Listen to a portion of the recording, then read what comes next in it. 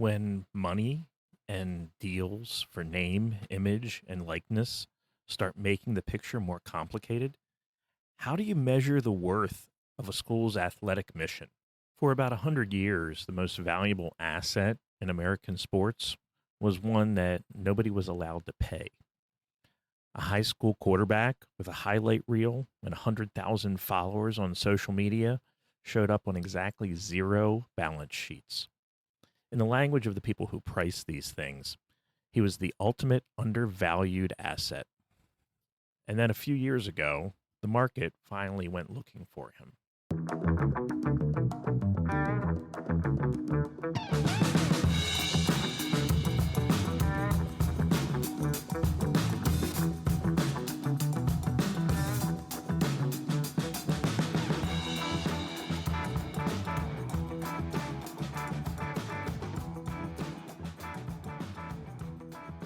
I'm John D'Adamo, and this is The School Doctor, a podcast where we diagnose the health of K-12 education and prescribe solutions so it can grow and thrive.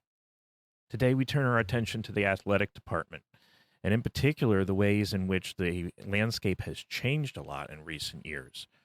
Deals have started to emerge for the name, image, and likeness, not only of college athletes, but even of high school athletes. And then there's the transfer portal that has changed the recruitment and enrollment process into college athletics for those same high school athletes. It's become a very dynamic space, and I'm fortunate today to be able to be joined by two individuals who have lived this space and been in this space a lot over the last couple of years. They're both from St. Francis Academy in Baltimore, Maryland. Joining me in the studio today are the athletic director of the St. Francis Academy Panthers. That's Nick Myles. He also is the boys basketball coach. And I'm joined by Messay Hailemarium, who is the head coach for the national football team. So two individuals have a lot to be able to contribute to the conversation about NIL and the related issues and how they're affecting high school athletics and the larger picture of what we want to be able to do with young people in a school setting. So thank you both. We're really glad to have you with us today. There's always been a pureness argument around American athletics and whether or not someone is paid or professional. Take the case of Jim Thorpe, one of the greatest athletes that's ever walked the earth. He played semi-pro ball, and as a result, he ended up having his Olympic medal stripped from him. This was an era where whether you were an amateur or professional mattered a great deal more than it does today. How we got to this point started, in some respects, in 2021, when there was a Supreme Court decision, followed by a California law change that cracked open this old model of amateurism and started allowing people who previously earned no income on their athletic activities to be able to start cashing in on that. That summer, after the decisions, the NCAA suspended its previous rules, allowing college athletes to finally earn money on their name, image, and likeness. This opened the market for deals to start being made with high school athletes by companies, corporations, brand identities. What began in college didn't stay there. A few weeks later, California became the first state to extend that same right to high schoolers. And then the rest of the country followed, one athletic association at a time. No single national body runs high school sports, so this arrived as a patchwork quilt, state by state, rather than as one clean policy. Here we are in 2026, and more than 8 million students played high school sports last year in the United States. And as of last year, 45 states, plus the District of Columbia, now let those athletes sign name, image, and likeness deals, with Ohio being the most recent to join by a vote of its member schools back in November. Those deals reach far past the handful of five-star recruits you see on television.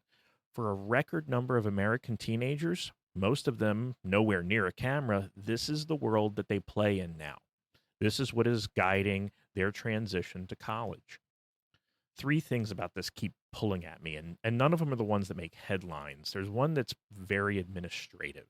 A college-sized market lands on a high school's desk, And high schools aren't staffed to run that. There's another issue regarding fairness, and that's hard because money follows visibility. It flows to the sports and the athletes who command the most attention, and the media market capitalizes on that attention. It's far too often the case that those who already have end up with more. The reality for these high schools is that you now have students who are 15, 16, 17 years old, minors, who are signing contracts with tax consequences and exclusivity clauses that grown adults would struggle to read. You can imagine that this gets very complicated very quickly. So that's why I went to one of the best known football programs in the country, who won the National High School Championship this past season at St. Francis Academy in Baltimore, Maryland. Now, before we go any further, there's a disclosure that you deserve to have. My wife, Dr. Melissa D'Adamo, is associate head of school at St. Francis, and that's where both of today's guests work. I want you to know that up front so you can weigh that as you listen. A little about St. Francis. They're the oldest continuously operating Black Catholic school in the country. They're in one of Baltimore's least economically advantaged neighborhoods, and the football team has become a national powerhouse that sends players to Division I programs and lately in significant numbers to the NFL. They also remain a regional powerhouse for varsity basketball and have been a consistent presence in the MIAA and Baltimore Catholic League tournaments. They have sent athletes to professional sports in multiple areas. Some notable athletic alumni include Bub Carrington of the NBA's Washington Wizards and Angel Reese of the Atlanta Dream and the WNBA. NFL athletes from St. Francis include Blake Corum, Chris Braswell, Gary Brightwell, and many more. So for today's guests, this is not a hypothetical situation. They are living this on a daily basis and makes them the perfect people to talk to learn more. Thank you, gentlemen. Really appreciate you both being here. This is a great opportunity to have some conversation about what's going on in the world of high school athletics. To be able to start a little bit and go wherever the conversation wants to take us, I'd like to start with the kids. That's what we're here for. That's what you're all about as the kids. We're heading into a new athletic season. We're going to have some opportunity for some of your athletes to go on to places beyond St. Francis as we head into the next year. And for any of the sports you're working with, not anyone exclusively, but where do you see this year's group of seniors moving on to? Do you have any idea where some of the decisions may lead or where the pipeline may go moving out of your offices? Well, starting off with football, we currently actually are in a little bit better place than I assumed we'd be, only because we had such a turnover. Every year, we at least send an average of 20 players onto the college level, and we always worry that we don't have enough of rising juniors that are going to be seniors that are able to commit to schools. But we have the dynamic of, because the program has been so successful and so many players in this couple of classes have been extremely successful. More colleges, universities are really eager to get our kids to commit. So we have a pretty high commitment rate already. I believe all my offensive linemen have already committed to their Division I schools before even this school year is going to start. Now we've had most of our defensive players committed D-line. So it feels really good to know going into a season. I tell people all the time, the stress of trying to find a school creates pressure for some of these kids and not to perform as well as they could because they're pressing so much. But over the years, we've kind of created this opportunity, this platform the school has and the program has, where we're locking in before we even start the summer, before our season starts. So I tell them, probably not a good analogy, but we're playing with house money. If you were to gamble and you're not using your own, you're using somebody else's. So the only thing that can happen is, you can get a better offer or better opportunity. Most of the time they stay with what they've committed to, but it's exciting. I mean, we look pretty good. This is one of the brightest parts of the process is when they start finding homes that they can go to and they start locking in with colleges. It makes our job a lot easier. Do you find that athletes might change from their initial commitment position from here in the summer to another point later in the season or even after the season, that they might change where they plan to go? The dynamic of what's going on in the sports world, NIL and the transfer portal, It's more prevalent now, but our kids are pretty committed. I mean, although there's one or two here and there that will flip or at least change their minds before the season's over. One or two reasons. One is that not just them, the university maybe might not be as excited about them, so they might not take them. So we have to find another home for them, or they get a little bit, quote, a better offer, a better opportunity. I've seen it happen a couple of times both ways for us. Some kids get bigger offer as far as the NIL. So that's now making that process is also impacting where they're going on when they're committing.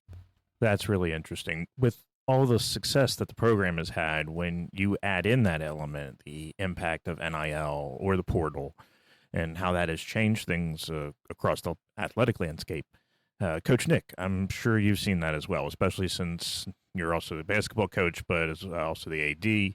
You end up being part of those conversations. When you have a student who shows up with a prospective NIL opportunity, when you first learn one of those possibilities for a student from the AD's office, what is it that usually happens next at your level? Well, as a state rule, the kind of family got to handle the NIL deal. So only thing, I give my advice to the family. You seeing kids in high school get representation. So a number of our student athletes have agents, which is a whole brand new dynamic. But the state is very strict about wanting the families and their representation handles those deals. So just make sure they're being smart, they're doing things that they believe in, and they're doing things that's ethical. So other than that, it's been great. It's been wonderful for our student athletes to see the opportunities and the things that they're having. But over this last 2 to 3 years, like high school athletics is really, really changed with the portal, with the 5-and-5 rule, with the NIL, with the agent. So there's a whole new landscape. So do you find that you have to help educate families at all from your posture with the school? Do you have that at all? Do you say, give them your advice? Mm-hmm. I mean, sometimes say this family's never dealt with that type of thing before, so you might have to say this is the kind of person you may want to talk to, or this is... Yeah, we have, guys that work with some of our student athletes, that we think we're doing a good job. I mean, you'll get a recommendation, but every family's different.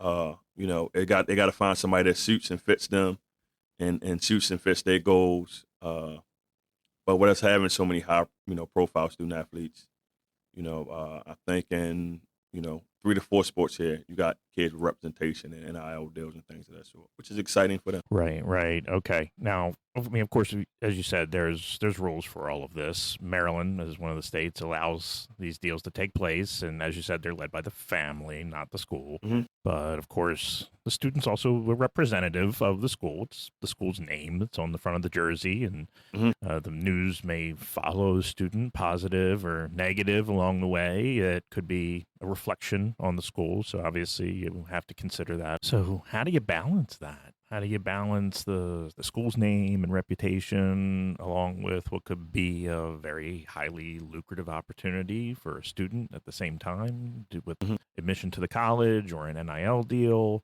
Mm-hmm. That's a lot to balance. So, it's a twofold question, to be honest with you. I mean, some of these kids are in position to be able to make more money than people have gotten continuing education degrees with. I've heard two versions of it when my kids are excited, and some of them have stated they're happy, they're giddy, but one kid has a bigger deal than the other. So what we run into is, I don't even want to call it like I had a young man that committed to a school, and he said they're only offering me $250,000 a year. Only.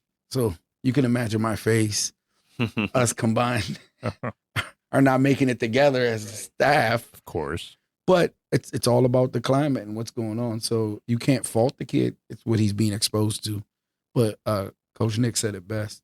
Right. We have a very strong group of people that we know that do this for a living. They're very reputable. They represent, in my opinion, representation should be somebody that's done it at the pro level. So not this an NIL fly-by-night guy that's trying to really take advantage of a high school kid or college player. I've been in the industry outside of coaching. I've also trained draft prospects. I've done this and I had relationships, but I've watched and seen the good and the bad that comes with this. I've seen young men get too much too fast, and it's really stunned their growth or even their ability to realize that this is rare, and the faucet will shut at some point. So this is a great opportunity to start, kind of get a head start.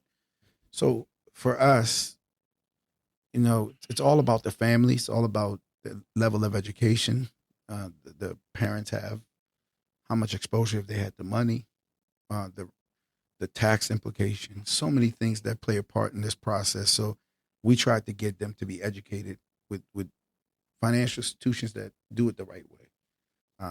I've seen Merrill Lynch, I've seen Brown Investment, I've seen just a number of entities that make sense, not just some guy Joe Blow in a corner. So I feel confident in the fact that they're choosing people that do it the right way. And for me, or at least I'm speaking for myself, when you have somebody that does it and is a pro at this, right? Mm-hmm. Right. They're more motivated to see you make it all the way to a professional level. So they're not about trying to get paid off a high school or college player.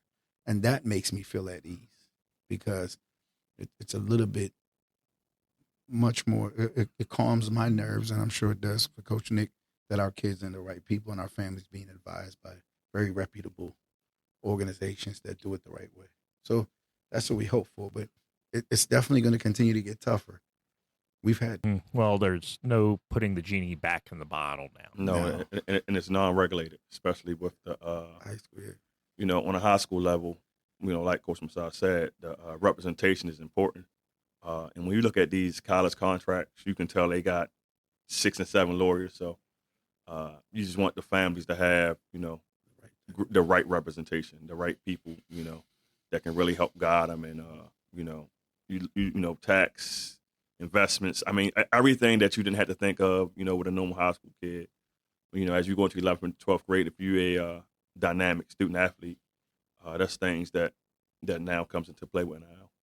Now, I would imagine there's probably also a human effect on all of this, not just for the family that's maybe dealing with large dollar figures that they've never seen in their lives or that I'll never see in mine. Yeah. Or, there's the notoriety that perhaps comes with the possibility of one of these types of deals. And I would think also there's some impact in the locker room. You ever see an effect there where you might have some students who have a prospective opportunity in front of them, and the locker right next door, there's a student who's not currently experiencing that. What's the effect of that? How do you manage that situation or manage athletes when you have those different experiences happening simultaneously? Like you said before, they might make more than several of the coaches put together potentially. And, of course, ego comes along with that situation too. They're children, but they're human. So how do you manage these youths in that type of a situation? I just mean they're navigating each other, their relationships with each other, but of course also their relationships with the coaching staff.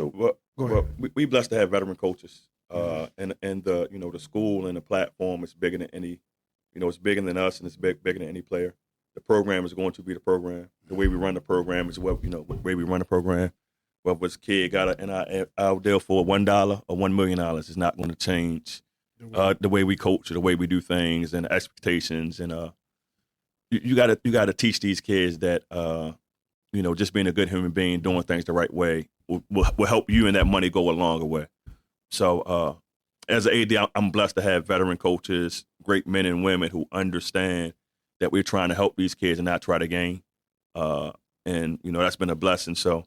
The way we coach and the way we run our programs, that's the one thing that hasn't changed the last 3 years. It's just as demanding. The expectations are the expectations. The non-negotiables are the non-negotiables. If you don't have a solid coaching staff and the right adults, it can become a problem. But, here it has not been. To add to what Coach Nick is saying, you have to have a culture that doesn't have, what's the envy? We try, but they're young people. They're still flesh, and they see somebody doing better. And anything else. Before NIL, it was about the offer. Mm-hmm, right. One kid has 50 offers, another one's fighting for any offers. So what we try to do to balance, like he said, at least we do the level of, okay, have some gratitude, be grateful, if you have one. It only takes one. So humility, a lot of honesty, and then we try to create a level of hunger that's different than the average school or program. I've seen it work for me. Is I've seen some get big headed a little bit, so we have to rein them back in. Then I've seen some that have been humble. But this past season, actually, Coach Nick knows about it, but it touched my heart a little bit more. It was 5 of our players, and one that wasn't our player do something that was so impactful to me. It was led by Zion, Jira, Edwards, Zion Ely, Jira Edwards, Wayne Henry, Edward Baker, Maurice Medley, and this kid named Manny, who we've known for a long time. Before Christmas, before they left for college, they decided to sponsor 500 families for a grocery giveaway and toy drive with the Baltimore Boys and Girls Club. So we here at St. Francis have always been giving more than taking. And we can instill that in them. You know, the thing I always stress to them is it's easy to give to blood. It's easy to give to your family. Try to give to 3 others that are not your blood, unconditionally. So I feel like we really do a good job of teaching to give, not just receive. And I was crying. They were in a panel. I was literally, I've seen a draft party. I've been in a draft room.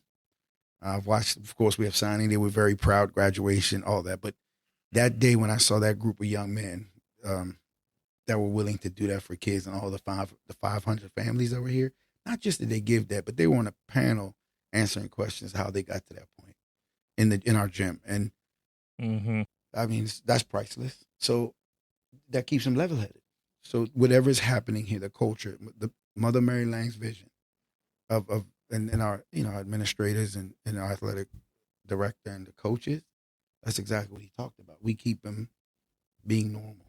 You're not no big shot. Well, Nick, you said it. It's about being a good human. Yeah, absolutely. Just the way we run the school and what the school is about, the mission of the school has always been more important. So over the last 3 years, a lot has changed, but that's the one thing that's been consistent. The mission is the mission.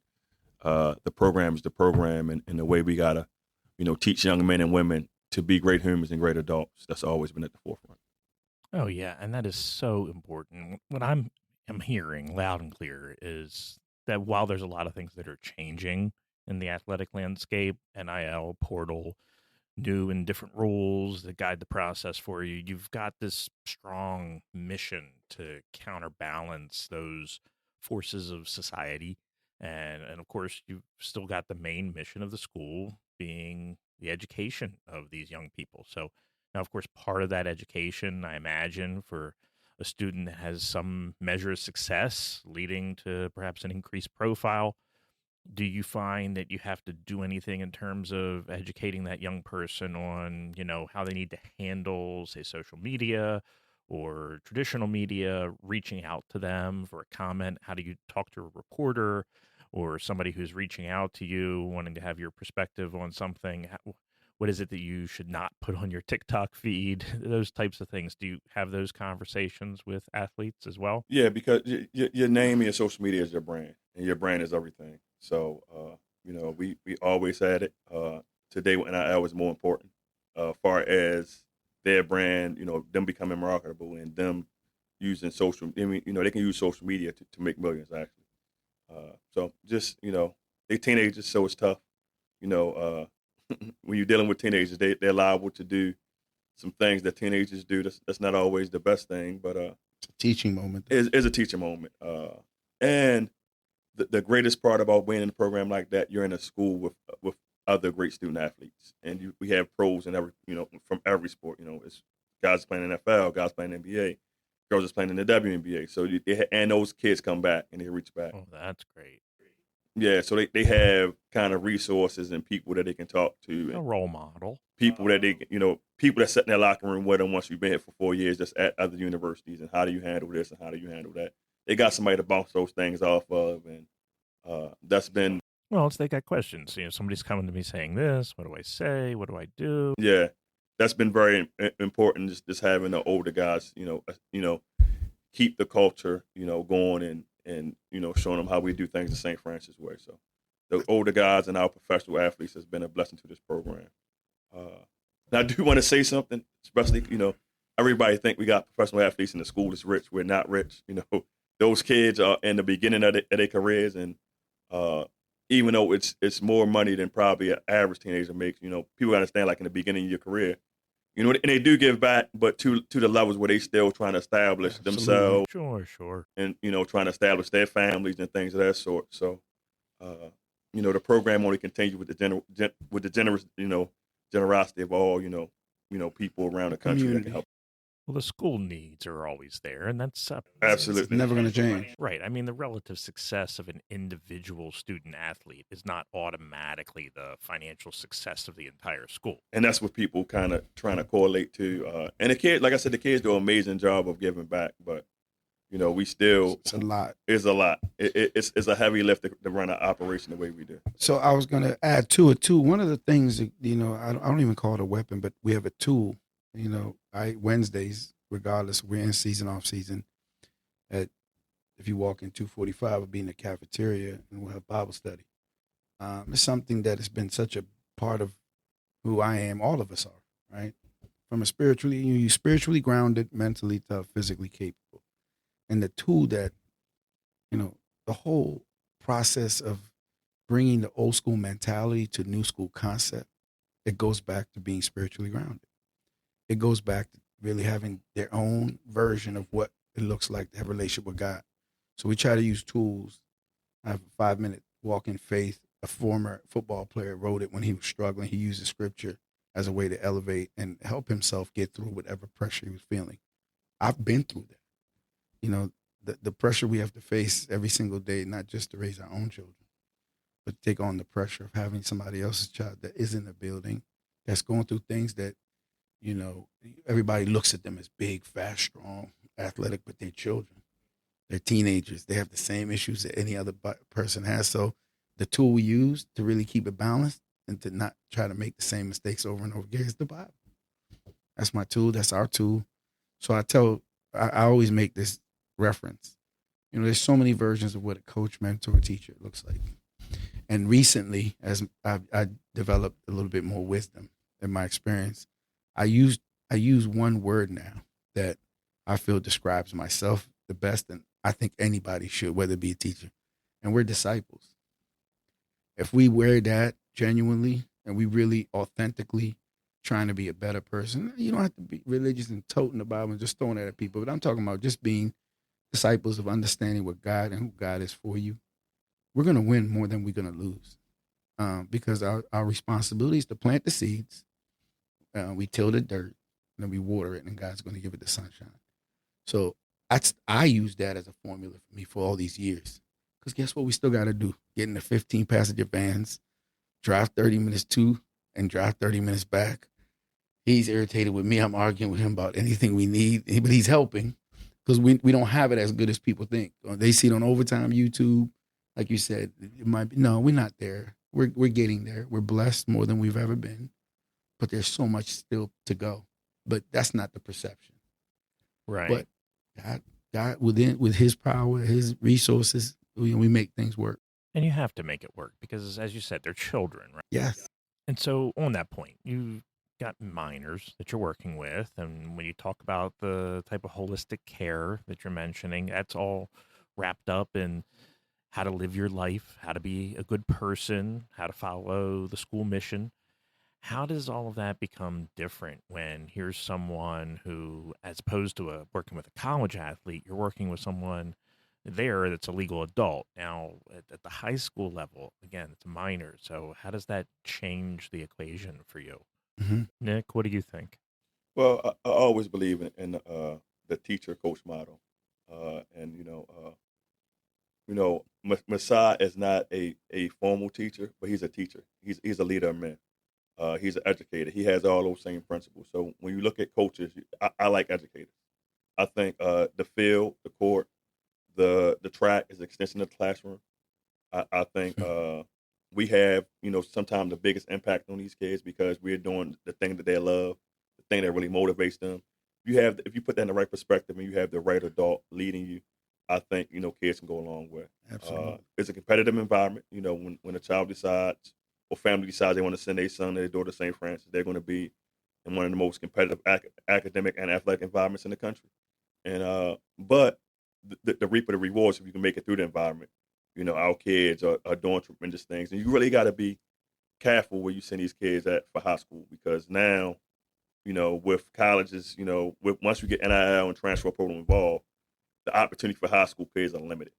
So, we still got to be tough. We still got to coach hard. But I think with the teacher coach model, I think it's worked. You want to get educators that's leading these kids, and in that sports that they love. Essential, obviously. Yeah, you got to have the right people on the team. Yeah, because those adults are there to guide them. Yeah. Yes. Okay, so zooming out a little bit, and let me get you both on this, if you had a suggestion for a rule or a guideline that you think from your experience would be beneficial to this rapidly evolving system, is there a procedure, a rule, or something to do with the portal that you have to work with that you would want to recommend or suggest to the leadership involved? Or Coach Messay, just what have you learned or experienced that you think is worth sharing on this? I'm going to say something that's follow the rules, of course, what's out there that's required by either the state or just the ethical process that it takes.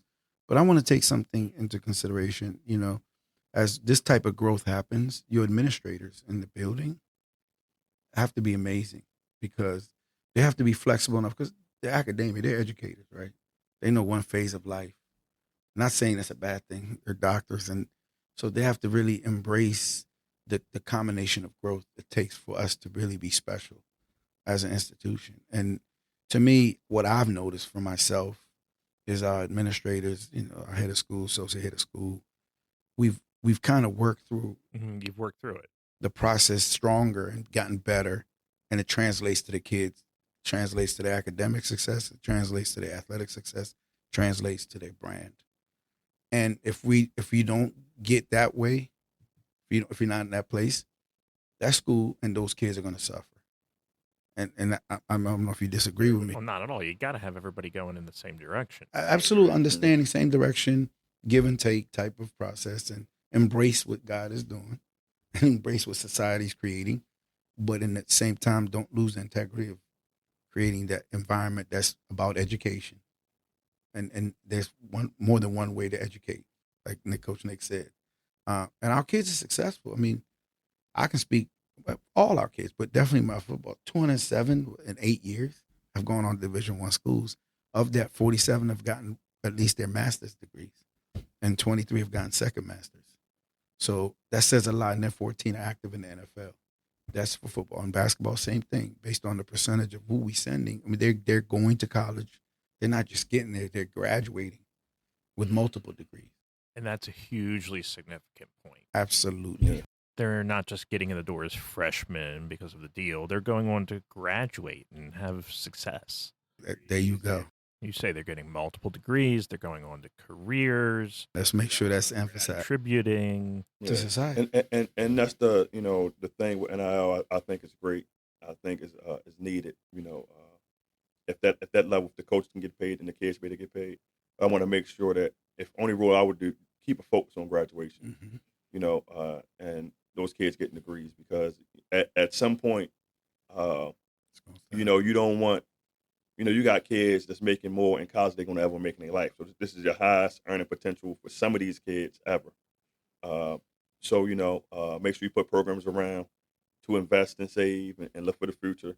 And then make sure you have, a solid kind of degree-based internship, things of that sort. So just, if they can kind of put the real world with the NIL and kind of prepare those kids to, because some of those kids make enough money where they should, never really have to worry or stress about money in their life if they do the right things. That's right, absolutely. This financial education, one, and then two, put the focus on degrees. Kids graduate and with meaningful, they can come out with meaningful careers. Oh, yeah, that's what it's all about. I remember when I went to school, we were so excited to try to just get a scholarship. Especially for myself, I was a walk-on, which I didn't even get. I paid to play. Mm-hmm. And then those walk-ons weren't afforded a meal. We didn't have training tables. So I also remind kids how God has and the process has evolved. And to be grateful, have some gratitude, like Coach Nick said. Educate yourself, arm yourself with the education. So when football or basketball or track or some sort of sport, when it taps out on you, I always say, whether you're female or male, she's going to leave you or he's going to leave you. That's the adjective with the sport. Are you prepared for what life is getting ready to do? Have you put yourself in position to be passionate or love something other than the sport you're in? And if we can get them to see it early and embrace it, absolutely, we want them to dream big. No question about that. But we want them to be realistic on that dream also. Right. And it's when you talk about care, right? Care in this multi-dimensional, multifaceted sense of care. Like that's what can get missed when we focus on doing this wraparound care for an athlete, that it's about making sure that they have something else in their life beyond sports to be able to come back to. Absolutely. Because when that day comes that their knee gives out or the money dries up or they have to pivot from whatever it was that they were doing, that they do have other parts to their lives. And it's about education. Bingo. Okay. This is great. So forward looking a little bit. Landscape changed so much in these last few years, right? We all know that. Looking ahead, any predictions from you about what might be coming next down the pike? Right now, we've seen these decisions. We started with allowing colleges to be able to have money go to athletes. We start with NIL deals, portal. Things are trickling down now to the high school level. You're seeing it. Do you have any predictions about what might come next in the industry? Coach Messay? I'm going to scare you guys a little bit. I've met with some kids that are trying to either transfer or just come in as incoming 8th graders. I had an 8th grader with his mom and dad. Lo and behold, there's an agent with them. Oh, no way. At the table. He was in 8th grade. Are you kidding me? I was flabbergasted. I was like, I was like, wait, he hasn't even touched high school yet. And some insane human being signed him as a client. The kid is what, 13 years old? So literally, I mean, he's a big boy, but he's that. And he sat down and I was like, whoa. And the insane part about it is the gentleman that was in there, I won't name a name, was a former NFL player. Oh, jeez. And I'm like, is this what we're headed to?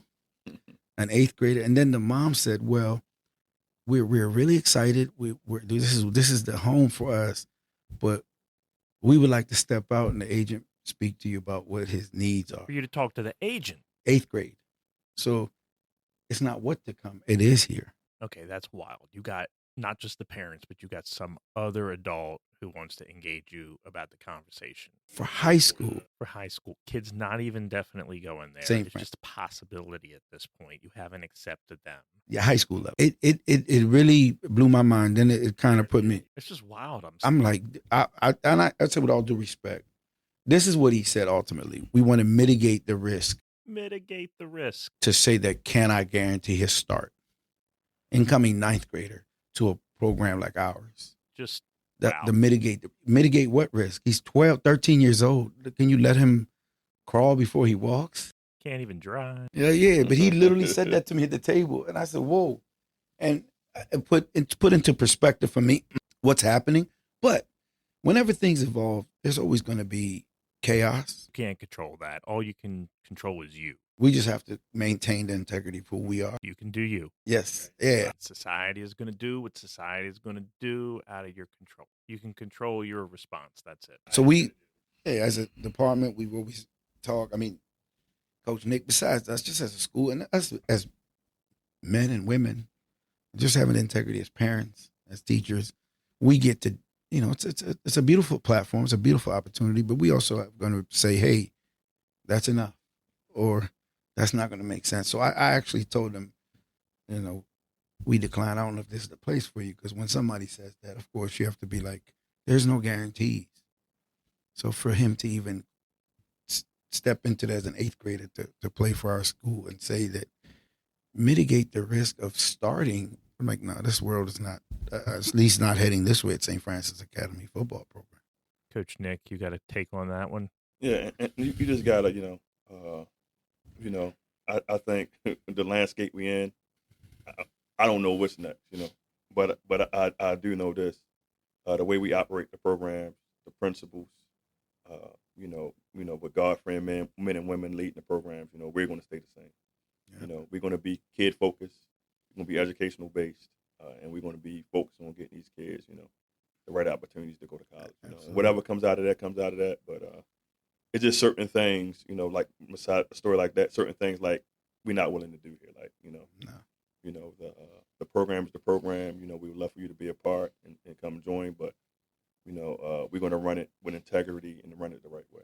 As long as You got to keep the center on your integrity and the sense of mission and this holistic care that you're providing to all of these young people. Yeah. Right. So you got to safeguard against all the things that are out there. You know, you can't control what it is that society brings to your door. But it's refreshing to hear that kind of a take from a successful athletic program like yours. Okay, so wrapping up, any final thoughts for our audience? I'm extremely, for at least I'll let Coach Nick finish, but with myself, I'm excited. Every day I get up, I tell people it's not the normal stress or pressure of an average high school. We have a little bit of different stresses. Right, of course. But I've learned over my years, if you're not stressing, you're not living. All right, that's the best quote I'm using lately. I'm stressed and blessed because growth happens when you are uncomfortable and you're doing things that's going to make you get different. You're not different by staying the same and being ordinary, being complacent. So I've learned how to embrace that. You just got to keep it as healthy as possible and as grounded as possible, and know that there's nothing that's perfect. There's no scenario that's perfect. You just in a perfect situation that the particular day and keeping forward. And I promise you, over the years, we've been together 15 years. I was his first hire, even when he didn't want to say that. As an athletic director, he gets in that position. God did a good job of connecting us. And I'm not saying just me for him or him for me. It's just perfect. You pray for and choose. I've seen other places. I've seen other situations, and people's ego get in the way of the process. None here at all. We have passion, we have purpose, and we have perspective. So when you keep it that way, then we our priorities that you a husband and a father, a son. When you're a father, man, then when you think like that, I think everything else falls into place. And that's where I'm excited about that with St. Francis and this program and this school, this beautiful school that I believe in leadership is transforming and changing for the good. It's evolving for greatness. And we're going to continue to keep Mother Mary Lang's dream and vision just amazing. Yeah, I'm just excited, for the kids to see the opportunity that they have.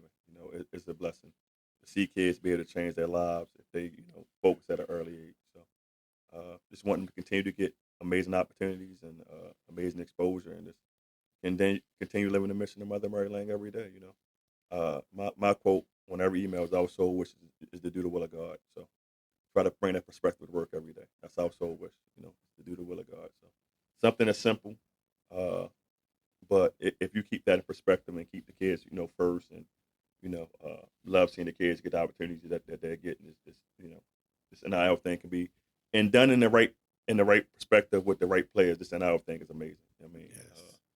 I had a kid.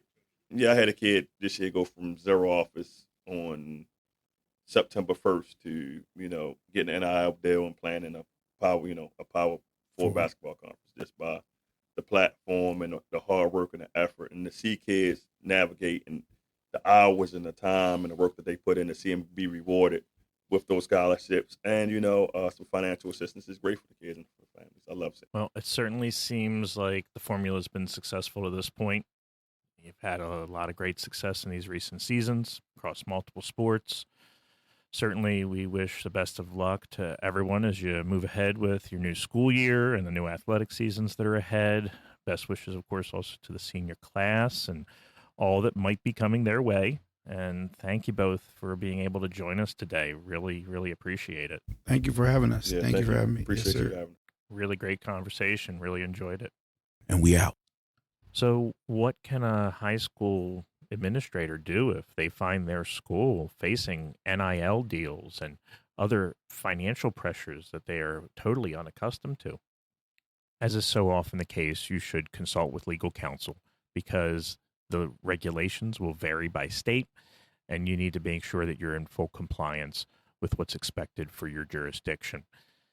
It's not an easy space to live in. It's complicated, it's new, but it is manageable if you take the time and go slow and you put the interest of the student first. You center your conversations around the family. You keep the family in the driver's seat about anything financial, and you have honest and open discussions about what the implications are for educating young people and educating the families on how to live in this new dynamic. What I'm reminded of most importantly is that we're dealing with people, and we're dealing with young people. We're dealing with children. When you keep that human-centered, student-centered focus on the conversation, you're able to put your mission first. And that's what's primary in this conversation, is that you put the mission of the school at the forefront.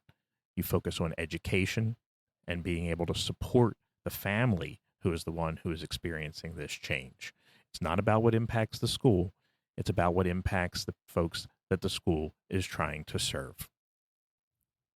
If your school is working through questions like these on how to write policy for a pressure that was formed outside of your walls, Educational Vitality Partners offers diagnostic consultations. Think of it as a partner for your institution's growth. Visit edvitality.org to learn more. I'm John D'Adamo, and this has been The School Doctor. Thanks for making rounds with me.